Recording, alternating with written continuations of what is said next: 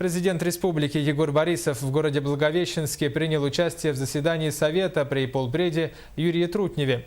Рассматривались два вопроса. В частности, речь шла о мерах по созданию условий для ускоренного социально-экономического развития Дальнего Востока, снятию инфраструктурных ограничений, также формированию региональных и муниципальных инвестпрограмм на среднесрочную перспективу. Вторым вопросом был рассмотрен ход реализации в субъектах Дальнего Востока поручений президента России о внедрении и использовании аппаратно-программных комплексов «Безопасный город». Некоторые итоги заседания Совета подвел глава Якутии Егор Борисов. Речь идет об определенных механизмах, которые мы должны сегодня разрабатывать и по каким направлениям двигаться вперед с учетом новых предложений, которые вносит Министерство развития Дальнего Востока. Это прежде всего, конечно, о территориях опережающего развития. Речь шла именно о законопроекте.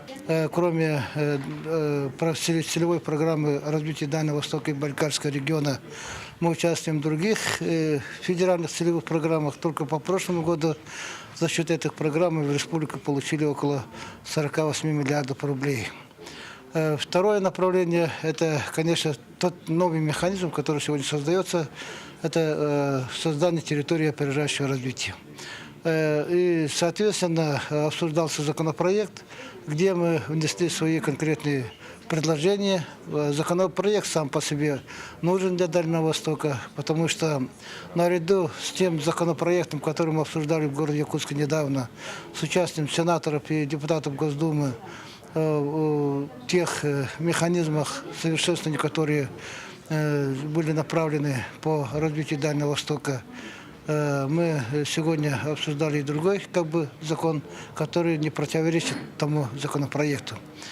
Мы обращаем внимание, что этот закон, который будет приниматься, не должен противоречить другим законам.